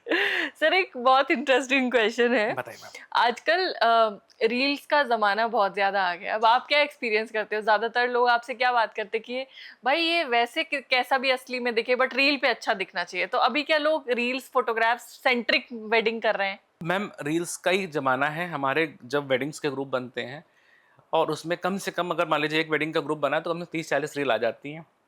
और हम लोग इग्नोर करते रहते हैं खाली इस वजह से, क्योंकि सब लोग उसमें ज्ञान दे रहे होते हैं उस हम्म। ग्रुप में। मैंने बताया ना आपको कि उसमें 10 लोग का बन जाता है और 10 लोग अपने ज्ञान देते रहते हैं। रील ओरिएंटेड वेडिंग चाहते सब लोग हैं, लेकिन उसमें जो रील्स पड़ती, मैं तो रील्स बनाने वालों को बोलूंगा उसके नीचे बजट जरूर मेंशन कर दिया करें कि ये रील इतनी अच्छी लग रही है और इसका बजट ये होता है शादी का। क्योंकि होता है क्या, लोग चाहते तो बहुत कुछ अच्छा है। अभी आपने सुना होगा एक बहुत फैडी वेडिंग हुई थी इंदौर में, नाम नहीं लेना चाहिए, एक बहुत बड़े बिजनेसमैन की शादी हुई, तो उसमें करीब 60 लाख रुपए की खाली आतिशबाजी चली है। फायर वर्क्स का शो 60 लैक्स का हुआ। वो वीडियो मेरे पास अभी रिसेंटली आती है। 27 जून की मेरी शादी है खजुराहो में, भी रिसेंटली होने वाली 26-27 जून की एमपी, शादी हाँ। एमपी में। ही वॉज आस्किंग कि ये आतिशबाजी मुझे ऐसी चाहिए। उसने वही रील उठा खाली भेज दी, और बजट बता ही नहीं रहा है कि उसका 60 लाख का बजट केवल फायर वर्क्स का था। तो वहां बहुत चैलेंजिंग होता है कस्टमर को कन्विंस कर पाना करेक्ट। कि भाई उसका बजट बहुत है। तो मतलब ये एक्सपेक्टेशंस वर्सेस रियलिटी एक्चुअली में हिट करता है। ये बिल्कुल हिट करता है। बहुत प्रॉब्लम होती है इनफैक्ट इस चीज़ के लिए, क्योंकि उसमें बजट नहीं डिस्क्लोज करते वो लोग। करेक्ट। आप एक लग्जरी वेडिंग प्लानर हैं। आप ज्यादातर लग्जरी वेडिंग्स में या फिर इस तरह की वेडिंग्स में जिन पे एक थोड़ा एक अच्छे लेवल पे जाकर लोग करते हैं, उनमें काम करते हैं। ये सवाल मुझे पता नहीं आपसे पूछना चाहिए या नहीं पूछना चाहिए, मगर ज्यादातर आपको ऐसा नहीं लगता कि लोग वेडिंग्स में शो ऑफ पे खर्चा ज्यादा करते हैं रादर देन जहां उन्हें खर्चा करना चाहिए? अ, अगर आप मुझे एज एक अच्छा इंसान माने, तो मैं आपको सही एडवाइस कर रहा हूँ। जी। नहीं करना चाहिए शो ऑफ पे खर्चा। मतलब मेरे बिजनेस पे इफेक्ट आएगा, लेकिन शो ऑफ पे खर्चा नहीं करना चाहिए। उससे अच्छा एक कहीं पे एक इन्वेस्टमेंट करना चाहिए हाँ। साइड में। जैसे आप लड़की की शादी कर, तो उसमें एक रेशियो बना के चलना चाहिए कि भाई सपोज किसी की बेटी की शादी हो रही है, तो मैं एक एज ए ह्यूमन मतलब एडवाइस कर रहा हूँ कि अगर हमने 10 रुपये उसकी शादी में खर्च करने का बजट बनाया, तो 5 रुपये का उसके नाम पे कहीं इन्वेस्टमेंट कर देना वाह। चाहिए। क्योंकि उसमें क्या होता है, 10 रुपये वो तो एक रात के लिए हैं, और वो 5 रुपये कहीं ना कहीं उसको हो सकता है लाइफ अगले टाइम दिन काम है। लाइफ टाइम नहीं काम है, तो एटलीस्ट 5 साल बाद वो फिर 10 रुपये हो जाएंगे। बिल्कुल सही बात है। तो वो एटलीस्ट काम आएंगे। तो उसमें एक पोर्शन में खर्चा करना चाहिए। ऐसा नहीं कि हम अपने शो ऑफ के लिए, अपने नाम के लिए बहुत सारा खर्चा कर दें। करेक्ट। वेडिंग इंडस्ट्री में सर ऐसा कौन सा ट्रेंड है जो अभी भी चल रहा है और आपको लगता है कि अभी ये ओवररेटेड हो चुका है, नहीं होना चाहिए? Bride entry, groom entry. अच्छा। ये 2010 से चल रहा है कि दुल्हन, सबको पता है कि दुल्हन आ रही है। अब वो दुल्हन की एंट्री एज अ सेलिब्रिटी की तरह कर देते हैं हाँ। कि बेचारी दुल्हन नहीं दिखती, बाकी सब दिखता है। हाँ। मेरी बात समझ रहे हैं ना? कि दुल्हन को ही छिपा देते हैं, बाकी सबको दिखा देते हैं। वो 8 फेरी गर्ल्स चली आ रही हैं, वो दिया लेके चली आ रही हैं, वो कहीं पे ऐसे चले आ रहा है, कहीं वैसे। मतलब ब्राइड और ग्रूम को एकदम पता नहीं क्या बना देते हैं। तो इसको तो थोड़ा कैसा होना चाहिए? नॉर्मल सिंपल ब्राइड पे हाईलाइट करो, ब्राइड को ही दिखाओ, और हो सके तो सोलो एंट्री कराओ, सबसे बेस्ट। और उसके साथ म्यूजिक होना चाहिए। ये कॉस्ट इफेक्टिव भी बहुत होता है, पता है करेक्ट। आपको। 5-10 मिनट के लिए लोग लाख रुपया खर्च कर देते एंट्री के नाम पे, करेक्ट और उसका कोई मतलब नहीं। वो आप फेरी गर्ल्स थोड़ा दिखाने आए हो, आप तो लड़की जो ब्राइड दुल्हन है ना, उसका मोमेंट है, उसको कैप्चर करना चाहिए सही आपको। बात है। तो तो ये आप जब अपनी वेडिंग्स में सजेशन देते कराते हैं हैं, मैम, लेकिन मानते नहीं लोग। अच्छा, लोग नहीं मानते। वेडिंग प्लानर का नहीं मानते? एक्चुअली क्या है ना, उनको लगता है ना हमने फला की वेडिंग में देखा था, मैं पीछे कैसे हो जाऊंगी। ये है ना सेगमेंट। इन बोला ना कि 10 लोग ज्ञान देने वाले हैं ना, वहां पे बोलते हैं ने चाचा की बेटी में देखा था, ऐसा ही हुआ था, ऐसे ही करना है, इनकी बेटी इनकी शादी क्या एंट्री ऐसे नॉर्मल हो जाएगी, नहीं हो सकती, नहीं मान। तो वो एक प्री कंसीव नोशन है कि नहीं, हमको भी ऐसा ही चाहिए। कंपटीशन है इसको करेक्ट, बोलते हैं, वो कंपटीशन माइंड सेट ठीक बना हुआ है कि उनकी इतनी लग्जरी एंट्री हुई थी, हमको भी ऐसी चाहिए, चाहिए। नहीं जब होगा तो मेरा अच्छा नहीं है। जबकि मुझे लगता है कि सोलो और सिंपल ज्यादा लग्जूरियस है। होते ही है जो बहुत एक एक शब्द होता है रईस और अमीर, जी जो आप इसको डिफरेंशिएट कर पाए। रईस जो लोग होते हैं ना, वो शो ऑफ नहीं करते, जी वो अपनी लग्जरी पे खर्चा करते हैं। और जो अमीर लोग होते हैं वो क्या करते हैं, शो ऑफ में खर्चा करते हैं करेक्ट कि भाई मैंने वो एंट्री हो रही थी तो 10 फेरी गर्ल्स उनके पीछे थी, 10 शैडोज उनके आगे चल रहे थे, 10 बाउंसर उनके गेट पे खड़े थे, ये सब चीज़ दिखाते हैं। करेक्ट करेक्ट सर, अब सोशल मीडिया पे और इस शो ऑफ पे एक सवाल पूछूंगी कि सोशल मीडिया ने वेडिंग्स को आपके हिसाब से, क्योंकि आप ही वो सारा ऑर्गेनाइज करने वाले हैं, खूबसूरत बनाया है या फिर अननेसेसरीली स्ट्रेसफुल बना दिया है?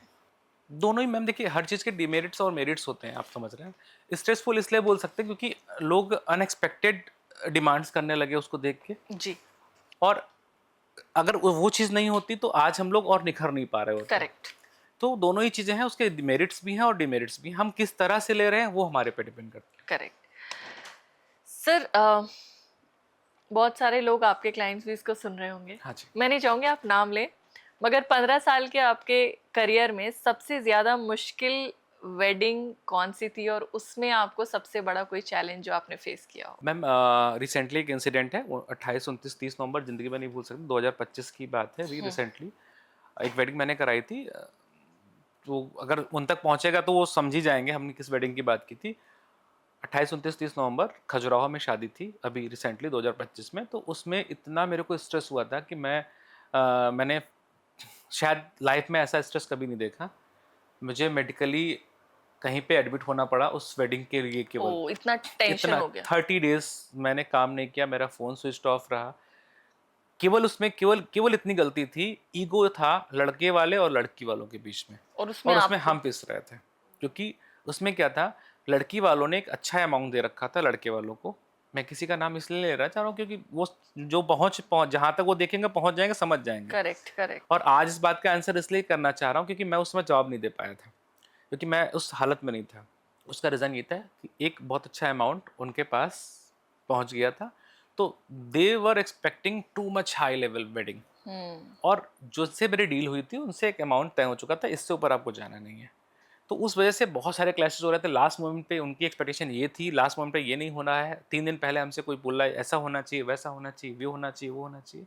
तो ये एक्सपीरियंस मेरी मतलब 16 साल की जर्नी में मेरी फर्स्ट वेडिंग ऐसी थी जितना इतना स्ट्रेस हो गया कि मेरी फैमिली भी सफ़र की, सब लोग उसमें परेशान हुए। करेक्ट तो मैं नहीं चाहता हूँ, मैं इसीलिए अब मैं एक्सपीरियंस के आधार पे आपसे बात कर रहा हूँ सारी, कि सारे लोगों का नहीं होना चाहिए इन्वॉल्वमेंट, केवल 1-2 लोग ही हों जो हमसे Decision कन्वर्सेशन maker। करें, और बात अच्छी होती है उस केस में। करेक्ट करेक्ट सर, कभी ऐसा भी हुआ है कि शादी से 2-3 घंटे पहले या 1 घंटे पहले पूरी वेडिंग की आपने प्लानिंग चेंज की नहीं हो? मैम, हम लोग रिजिट हो जाते हैं वहाँ पे, नहीं चेंज कर सकते।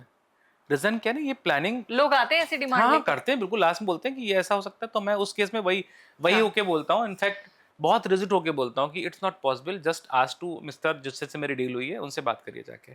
और उस केस में यही होता है, फिर वो थोड़ा-सा आप समझ रहे हैं ना, हॉट टॉक भी हो जाती है, ये भी होता है, वो भी होता है। लास्ट में वही होता है कि यार जैसा है वैसे रहने दो, बात हम्म खत्म। वो आप समझ रहे हैं ना, लड़के के फूफा, लड़के के जीजा, दूल्हे के मामा हैं, दूल्हे के जीजा, इंडियन वेडिंग्स वेरी वेल। आप बिल्कुल समझ रहे हैं ना? इंडिया में तो वेदर का भी होता है सर, मौसम की वजह से कभी कुछ गड़बड़ हुई नहीं, है? टच वुड आज तक ऐसा कुछ नहीं हुआ। ये मेरे साथ बहुत अच्छी चीज़ है। वाओ। आपको बताऊँ और ओपन कि में करते हैं तभी भी? मैम बहुत अच्छा इंसिडेंट बता रहा हूँ, अभी 11 जुलाई 2024 की बात है। मुझे हाँ कोई डेट्स नहीं, मैं आपको फ़ोटोज़ दिखा सकता हूँ। मिस्टर अरोड़ा की शादी थी, ये वेस्टर्न यूपी में, जी और बहुत वरीड थे वो कि 11 जुलाई की शादी है, हाँ, और बारिश क्या के तो पूरे पूरे पूरे आसार हैं। आसार होते हैं। हाँ और मैंने उनसे सर से वादा किया कि सर आज तक तो ऐसा नहीं हुआ कि मतलब मेरे साथ एक उसको चाहे आध्यात्मिक रूप से समझिए या कोई एक डिवाइन पावर मेरे साथ रहती है, मेरी वेडिंग में कभी बरसात नहीं होती, वाओ। कभी नहीं हुई।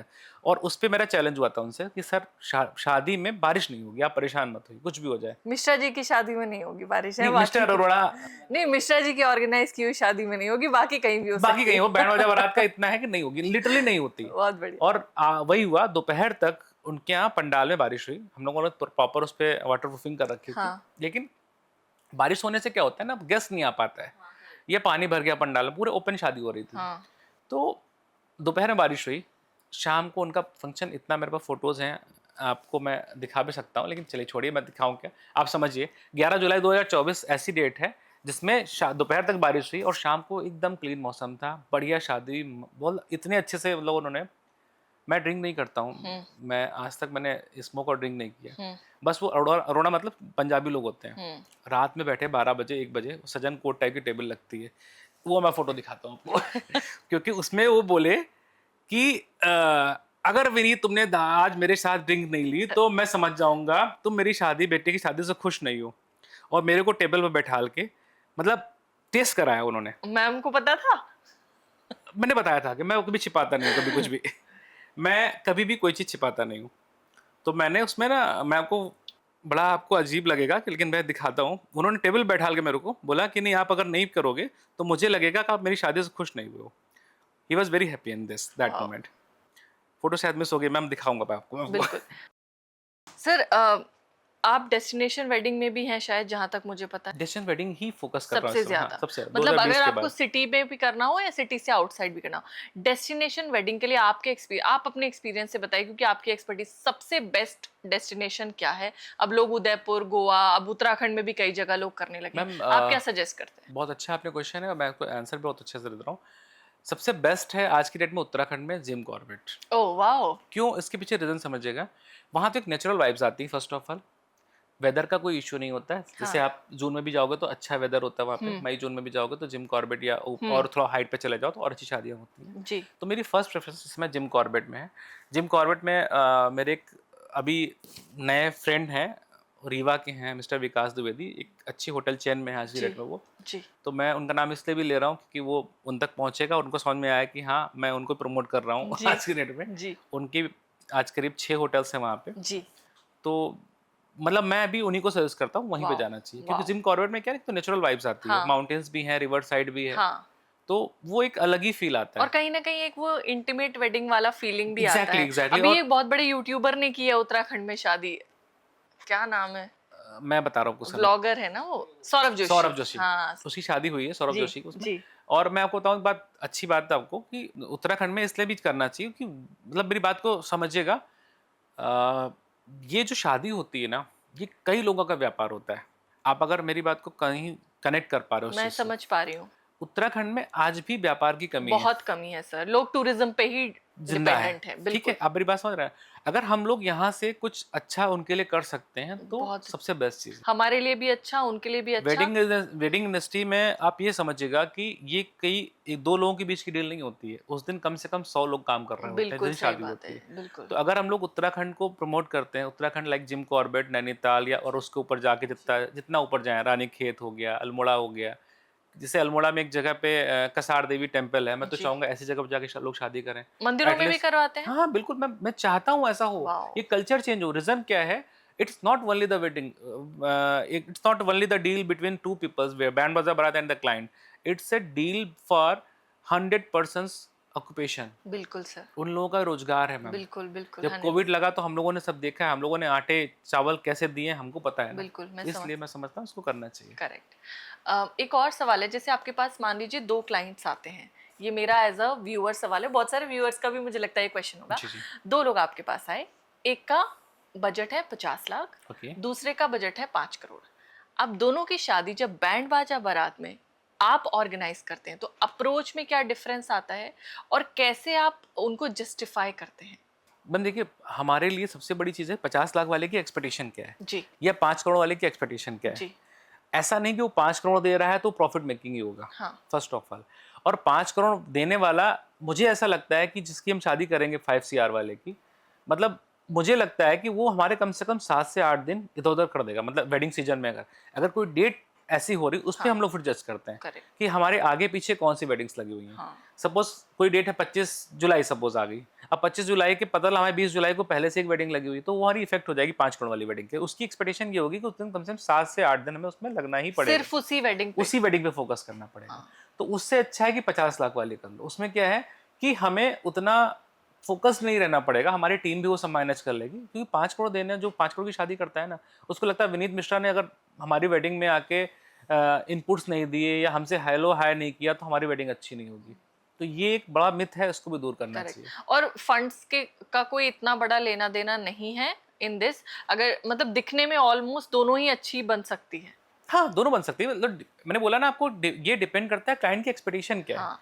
अब 5 करोड़ में सपोज उसने बोला कि 5 करोड़ रुपए हम आपको दे रहे हैं और पीछे पूरा बैकग्राउंड मुझे गोल्ड का चाहिए, तो आप सोचो 5 करोड़ में कैसे पॉसिबल है। करेक्ट। अगर आप एज अ वेडिंग प्लानर मैं आपसे पूछूं, किसी को एक लग्जरी वेडिंग करनी है, बहुत सारे लोग होंगे जिनका ये डाउट होगा, सॉरी मैं थोड़ा लेट क्वेश्चन पूछ रही हूँ, मुझे पहले पूछना चाहिए था, लेकिन कोई व्यक्ति है, लेट सपोज मेरे कोई दोस्त हैं या कोई व्यूअर हैं जिन्हें लग्जरी वेडिंग करनी है, या चाहते हैं कि जैसी वो इंस्टाग्राम पे उनको वेडिंग दिखती है, जैसी उनको इंस्टाग्राम पे वेडिंग दिखती है उस तरह की वो वेडिंग कर पाएँ, कितना बजट चाहिए, कितना टाइम चाहिए और कैसे इसे पॉसिबल कर मैं सकते आपको हैं? बहुत अच्छा आंसर देता हूँ इसका। जी।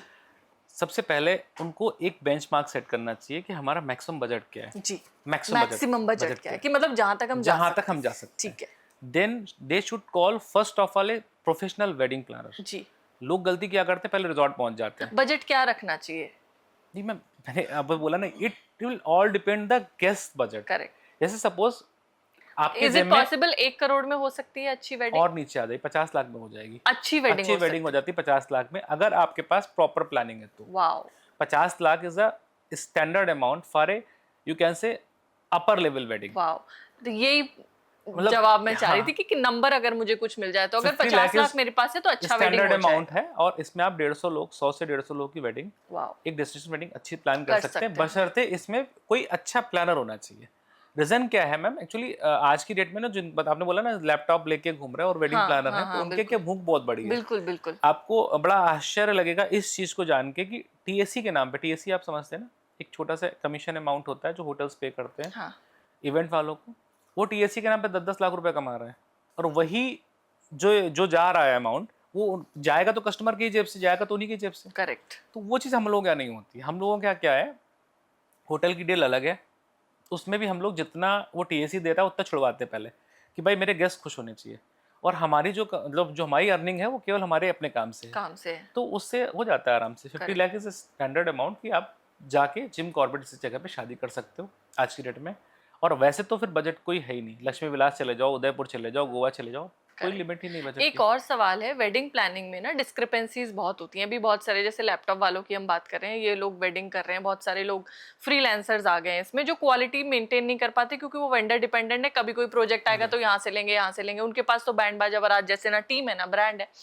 अब ऐसी सिचुएशन में आप कैसे ट्रांसपेरेंसी मेंटेन करते हैं कि भाई इस चीज का कॉस्ट ये होगा, जो हमने बताया वही लगेगा, how you manage that? Ma'am actually हम लोग ना हमेशा बंडल चीज बेचते हैं, जी। बंडल लाइक कि हमने बोल दिया कि सपोज हमने आपसे एक टेंटेटिव मीटिंग की, हाँ। टेंटेटिव बजट दे दिया आपको, और हमारे पास ये इंस्टा पे हमारे, या हमारे पेज पे, या हमारे वेबसाइट पे, या हमारा उनको एक पोर्टफोलियो पहुंच गया कि भाई ये चीज़ें हमारे पास हैं, ये स्टॉक में है, इसका बजट ये है। अगर इसके बाद में आपने कोई अपनी स्पेशल डिज़ाइन भेजी तो इसका बजट 100% बढ़ेगा, और वो फुल्ली ट्रांसपेरेंसी के साथ में। जैसे सपोज हमें एक स्टेज बनाना है, तो अगर उसकी कॉस्टिंग 5 लाख रुपए आ रही है, तो I will charge you 50% of that stage, because it is just going to start only for you. अब मेरी बात समझ रहे हैं ना, वो हम उसको ट्रांसपेरेंट होकर बताते हैं। जैसे सपोज कई बार ऐसे क्वेश्चन होते हैं कि जैसे एक रूरल एरिया में कोई शादी हो रही है, 21 अप्रैल की मैंने एक शादी की, 21 अप्रैल 2026 में शादी की मैंने, एक जगह पड़ती कन्नौज में, Chhibra Mau. The client was asking that कि मुझे नया कारपेट चाहिए। हो जाएगा सर, कोई दिक्कत नहीं सर, जितना कारपेट पड़ेगा उसका 50% कॉस्ट मैं आपसे ले लूँगा extra, and he was ready to pay कि भाई जितना भी है आप दे दो एक्स्ट्रा। तो ऐसा होता है कि मतलब हम उसमें ट्रांसपेरेंसी ऐसे बनाते हैं कि जो हमारा इन्वेस्टमेंट आ रहा है नई चीज़ मांगने पे, जो एडिशनल हमारे स्टॉक में नहीं है, उसका 50% यू हैव टू पे, और इस तरह से पूरा क्लियर हो जाता है। और नेक्स्ट टाइम हम उसको रीयूज कर लेते हैं। वो एक्चुअली क्या हमारे लिए स्टॉक हो जाता है, बहुत उसको अच्छी मेंटेन करना मतलब हमारे लिए कहीं ना कहीं है तो Correct. मुश्किल, लेकिन अब वो क्लाइंट की डिमांड है तो हमने क्या, हम उसको फिर दोबारा बेचने की कोशिश बट करते थे। आपने ट्रांसपेरेंसी रखी ना कि नहीं 100% नहीं, आपको 50% देना है, बाद में मैं इसको यूज कर यूज लूंगा। कर लेंगे, हमारा Very- यूज हो जाएगा। बहुत और ये बढ़िया। होता ही है। और एक्चुअल हम तो ये बोलते हैं, इसे सपोज कारपेट ही है, मैंने आपको एग्जांपल बताया कि कारपेट उसने, हमने फिर कैटलॉग उसको दे दिया जी कस्टमर को। जो क्लाइंट है, हमारी कंपनी है जिससे हमारा बनवाना है सपोज, जी। तो हमने कैटलॉग पूरा दिया, अपनी डिजाइन की कारपेट आप यूज हाँ कर लो। जी। जैसे डिजाइन स्टेज का है, तो अपने डिजाइन का आप नहीं हो तो अभी बहुत सारे ऐसे चीज हो रही, एआई से लोग बनवा के दे रहे हैं हम लोगों को करेक्ट स्टेजेस। करेक्ट। आज की डेट में अभी रामाडा में हमने शादी की है, लखनऊ। नहीं रामाडा आपका ये आगरा। अच्छा ओके। अभी तो रामाडा का नाम चेंज कर दिया, मैं नाम नहीं लेना चाह रहा था लेकिन हाँ चलिए निकल गया। तो उसमें क्या, गेस्ट ने मेरे को एआई से स्टेज बना कर दिया, हाँ। और हमने उसका सिंपल बोला जो जो सर कॉस्ट आएगी आपको 50% पे करनी पड़ेगी। उसने करा, आराम से हो गया, आराम से वाह। बना दिया। और अभी तक वो दोबारा यूज नहीं हुआ, मैं बता दूं आपको, आज तक वो रखा ही है, बचाना ही है उसको, हाँ लेकिन कहीं ना कहीं यूज हो जाएगा दोबारा। Correct correct. एक छोटा सा रैपिड फायर राउंड में आपके साथ करना चाहूंगी, ठीक है? उसके बाद फिर हम क्लोजिंग क्वेश्चंस भी कुछ लेंगे। आपको छोटा छोटा आंसर देना है, एक वर्ड में या फिर एक बहुत सेंटेंस में, बढ़िया। ओके? थोड़ा सा क्लैरिफाई जरूर करूंगा मैं, मेरी आदत है वो। बिल्कुल सर, बिल्कुल बिल्कुल। रैपिड फायर मतलब आप आराम से 15-20 सेकंड में आराम से आंसर दे सकते हैं। एक सेलिब्रिटी जिनकी वेडिंग आप पर्सनली प्लान करना चाहते हो।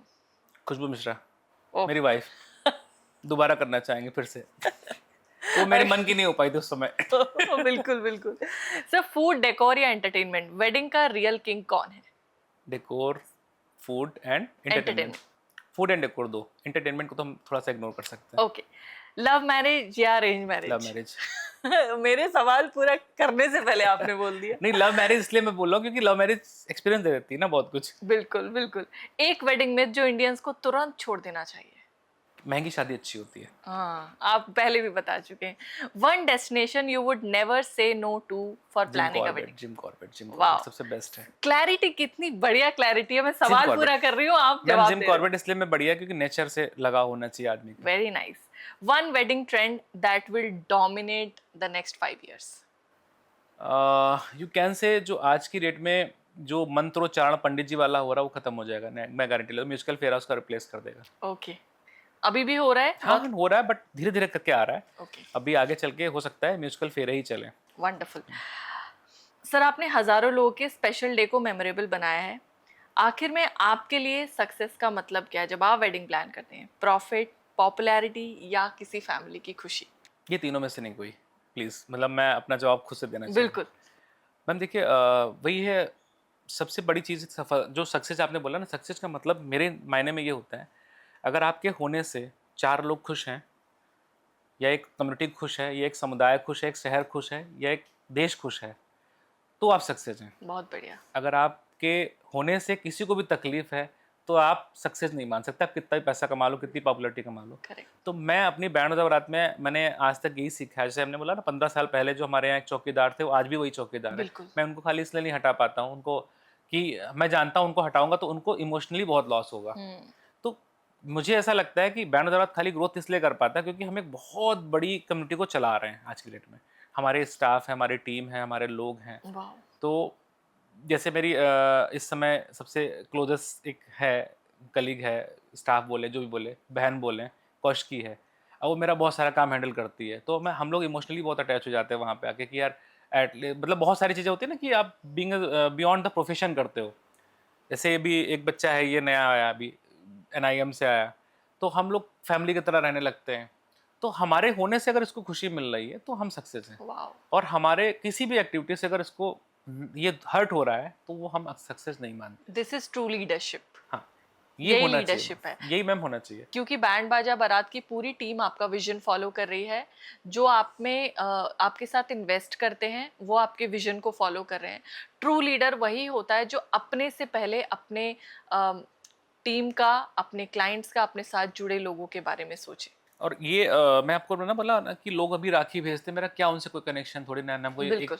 घर के, मतलब एक घर के थोड़े ना थे, लेकिन इतना अच्छा कनेक्शन हो जाता है मैम कि लोग बहुत दिन तक याद रखते हैं। बहुत बढ़िया। और यही चीज़ अच्छी लगती है मेरे को जब Great. लास्ट में ना, मेरे आप इंस्टा पे जाके देखोगे तो मैं एक बार लास्ट में ब्राइड से जाके स्टेज पे जाके पूछ लेता हूँ, आर यू हैप्पी? तो वो बोलती है यस हैप्पी। मुझे लगता है मेरा वेगस पूरा हो गया, मेरे को वाओ। पूरी दिहाड़ी मिल गई मेरी सारी। वाओ, तो वही अच्छा लगता है। Very nice, so sweet of you. तो ब्राइड्स मेरे को अच्छी लगती है हंसते हुए लास्ट में आके, क्योंकि यूजली मतलब उन्हीं का टेस्ट होता है। क्योंकि ग्रूम्स तो होते हैं, ग्रूम्स तो भक्त हो जाते हैं, आप जानते हो ना कि भक्त हो जाते हैं शादी के, जैसे वो वो एक रिलेशन डेवलप होता है ना, तो भक्त हो जाते हैं, जो वो कहे वही सही है। तो लास्ट में मुझे ब्राइड को ही खुश करना पड़ता है, वो लास्ट में जब खुश आती है मुझे लगता है सारा पैसा वसूल गया यहाँ पे। वेरी ये नाइस। आज बहुत सारे लोग ड्रीम्स एस्पिरेशंस के साथ आपको देख रहे हैं, एक लास्ट मैसेज जो आप देना चाहें उन लोगों को जो शादी करने वाले हैं और उन लोगों को जिनके बच्चों की शादियां होने वाली है, अबाउट वेडिंग, कुछ भी सजेशन आप जो देना चाहें। मैम, फर्स्ट ऑफ ऑल मैं सबसे एज ए गार्जियंस को खाली इतना ही बोलूँगा कि मतलब ये शादी के अलावा भी एक मैसेज है कि बच्चे आज की डेट में आपसे ज़्यादा समझदार नहीं हो सकते हैं, लेकिन आपसे ज़्यादा अपडेटेड हो सकते हैं। बिल्कुल। तो प्लीज़ ये रिक्वेस्ट है कि बच्चों को जो चाहिए वो करने दो, उनको फ्रीडम से करने दो। वो एक जो बैरियर था हम लोगों के टाइम पे 2010-11 वाला, वो ख़त्म हो चुका है। अब भी टेक्नोलॉजी इतनी तेज़ आ चुकी है, इतनी इनफैक्ट मेरा बेटा है 10 से 11 साल का, वो मुझे कई जगह पे करेक्ट कर देता है कि पापा अभी एआई ये ऐसा कर सकता है, पापा ये चैट जीपीटी से आराम से सॉल्व हो जाएगा। तो बच्चों पे थोड़ा भरोसा करें, ना ही केवल शादी में बल्कि उनकी करियर अपॉर्चुनिटी को लेके भी, क्योंकि करियर में भी मैं आपको सबको बताऊँ, ट्रेडिशनल जो वे थे कि डॉक्टर बन जाओ, आईएएस पीसीएस बन जाओ या इंजीनियर बन जाओ, वही सक्सेस है, तो वो सक्सेस के मायने खत्म हो चुके हैं। आज की डेट में कुछ भी बेस्ट कर रहे हैं बच्चे, दैट इज़ वेरी गुड। और शादी के लिए मैं बात बोलूँ तो उनको उनके खुद डिसीजन लेने दीजिए कि वो क्या चाहते हैं, क्योंकि उनके लिए वो एक ही बार मोमेंट आएगा, वो दोबारा नहीं आएगा, तो उनको उनकी चॉइस में जाने दीजिए। वो 2 लोग शादी करना चाह रहे हैं मंदिर में, दैट इज़ वेरी गुड। हमारे प्रोफेशन पे नुकसान हो रहा है, कोई फ़र्क नहीं पड़ता, लेकिन वो चाहते क्या है वो ज़रूरी है। तो ये एक मैसेज गार्जियन के लिए था। और बच्चों के लिए जो मतलब जो जस्ट बच्चे क्या बोलेंगे जो शादी करने जा रहे हैं, उनके लिए एक मैसेज खाली इतना है कि आप एक प्रोफेशनल जो बंदा एकदम मतलब इसने एक्सपीरियंस होल्डर हो, उसी के साथ वेडिंग प्लान करें, क्योंकि ये वो मोमेंट्स होते हैं आप हेल्पलेस होते हो, उसके बाद में आप कुछ नहीं कर सकते हो। तो किसी एक प्रोफेशनल जो वेडिंग प्लानर हो, जो इवेंट प्लानर हो, जिसके पास एक अच्छा एक्सपीरियंस हो, उसके साथ में आप अपनी वेडिंग प्लान करें और उसके साथ में गो थ्रू हों। इवन दो वेन्यू सिलेक्शन से पहले ही उसको हायर करें, क्योंकि वेन्यूज़ की बहुत सारे रिस्ट्रिक्शंस होते हैं जो वेडिंग प्लानर जो लोग कर रहे हैं उनको समझ पाते हैं। इसलिए वेन्यू सिलेक्शंस पे बहुत मतलब स्टार्टिंग वहीं से होती है, वहीं से आप फंसना शुरू हो जाते हो। इसलिए सबसे पहले प्रोफेशनल वेडिंग प्लानर हायर करें, उसके बाद में कोई भी डिसीजन लें शादी से संबंधित। बस इतना ही मैम। वाह, thank you so much sir. तो ये थे विनीत सर। हमने शादियों के बारे में बात की, हमने उन गलतियों के बारे में बात की जो जनरली वेडिंग प्लानिंग में लोग करते हैं। और देखिए कितनी ईमानदारी की बात है कि सर ने कई बार कहा, ऐसी बातें कही जिनसे उनके प्रोफेशन पे फ़र्क पड़ सकता है, मगर उनके लिए आपकी हैप्पीनेस, हमारी हैप्पीनेस ज़्यादा इंपॉर्टेंट है। तो आज जितने भी लोग इस वीडियो को देख रहे हैं जो अपनी वेडिंग प्लान कर रहे हैं, आपके आसपास कोई फ्रेंड्स है जो वेडिंग प्लान कर रहे हैं, सर ने तो बजट भी दे दिया कि बहुत बड़े बजट की ज़रूरत नहीं, 50 लाख में आप एक बहुत अच्छी वेडिंग प्लान कर सकते हैं, बैंड बाजा बारात के साथ जुड़ सकते हैं। उन्होंने ट्रांसपेरेंसी के बारे में बात की, उन्होंने चैलेंजेस के बारे में बात की, उन्होंने इस बारे में भी बात की कि वो कैसे काम करते हैं। इतना खुलकर अपने बिजनेस के बारे में एक मंच पर वही व्यक्ति बोल सकता है जो न सिर्फ उस काम को कई सालों से कर रहा हो, मगर बहुत दिल से कर रहा हो, जो रम चुका हो अपने काम में। और बहुत मज़ा आता है ऐसे लोगों से बात करके, ऐसे विषयों पे बात करके जो हमारे दिल के इतने करीब हैं। जितने भी लोग शादी करने वाले हैं, जितने लोगों के बच्चे शादी करने वाले हैं, आप सभी को पता होगा कितने क्लोज टू योर हार्ट होता है वो मोमेंट, वो इमोशन। उस समय अगर एक अच्छे से इवेंट प्लान हो जाए ना, तो वो स्माइल रहती है आपके फेस में, वो तस्वीरों में दिखती है। जब हम 10 साल 15 साल बाद उन तस्वीरों को देखते हैं, हमें वो मोमेंट्स याद आते हैं। तो मैं चाहूँगी कि इस वीडियो को हर उस इंसान के साथ शेयर करें, अपने दोस्तों के साथ शेयर करें, अपने फैमिली मेम्बर्स के साथ शेयर करें जो अपनी वेडिंग को या अपने आसपास किसी की वेडिंग को स्पेशल बनाना चाहते हैं। और मैं सर की सारी डिटेल्स डिस्क्रिप्शन बॉक्स में डाल दूंगी। कोई भी क्वेरी है आप आगे आएँ, पूछें उनसे, लेकिन अपनी वेडिंग, अपने स्पेशल मोमेंट को प्लीज़ बहुत ध्यान से प्लान करवाएं, बहुत सही व्यक्ति के साथ प्लान करवाएं। और वैसे तो अब मैंने आपको ऑप्शन दे ही दिया है, बैंड बाजा बारात के साथ प्लान करवाएं। अगली बार मिलेंगे किसी और अगले गेस्ट के साथ, किसी और अगली कहानी के साथ और कुछ और नए मज़ेदार सवालों के साथ। तब तक के लिए धन्यवाद।